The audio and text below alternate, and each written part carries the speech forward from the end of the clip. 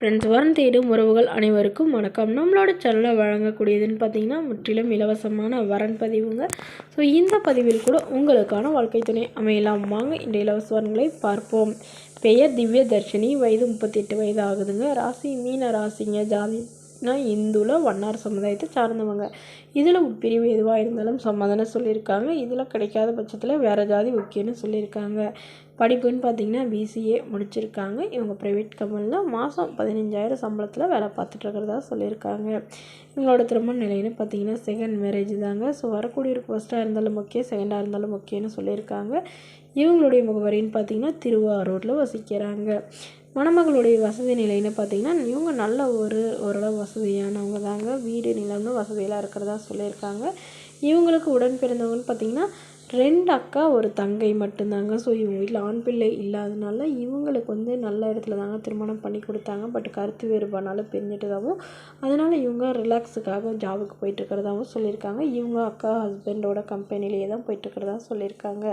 So இவங்களோட எதிர்பார்ப்புன்னு பார்த்தீங்கன்னா வீட்டோட மணமகனாக எதிர்பார்க்குறாங்க. வரக்கூடியவருக்கு திருமணம் ஆகியிருந்தாலும் பிரச்சனை இல்லைங்க. ஆனால் டிவோர்ஸ் ஆனவராக வேணும், குழந்தை இல்லாதவராக வேணும்னு கேட்டிருக்காங்க. இந்த மணமகள் தன்னோட ஃபோட்டோ கொஞ்சம் மறைச்சி போடுங்க, நேரில் கேட்குறப்ப ஃபோட்டோ கொடுத்துருங்கன்னு சொன்னாங்க. ஃபோட்டோ கொஞ்சம் மறைச்சி போட்டிருக்கோங்க. ஸோ மணமகன் ஒரு டிகிரி முடித்த ஏதாவது ஒரு நல்ல நிரந்தரமான வேலையில் இருக்கிறவராக வேணும்னு சொல்லியிருக்காங்க. இந்த மணமகளை உங்களுக்கு பிடிச்சிருந்தா கீழே உள்ள வாட்ஸ்அப் நம்பரை தொடர்பு கொள்ளவும்.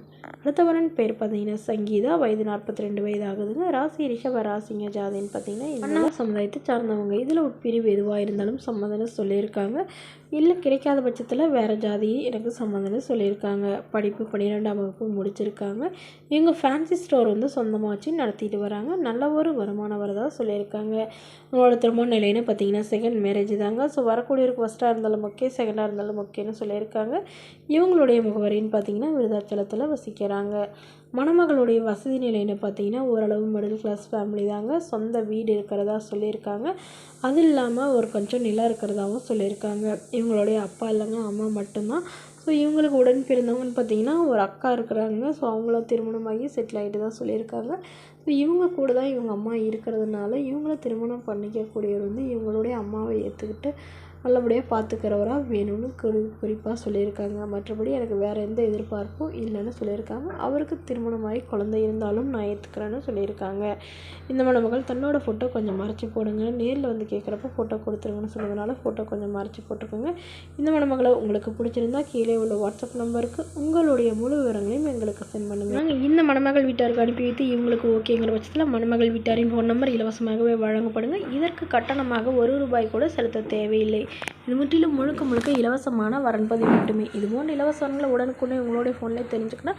நம்மளோட சேனலை சப்ஸ்கிரைப் பண்ணி அருகில் உள்ள பெல் ஐக்கானை கிளிக் பண்ணி ஆன்லைன் செட் பண்ணிக்கோங்க. Okay friends, thank you.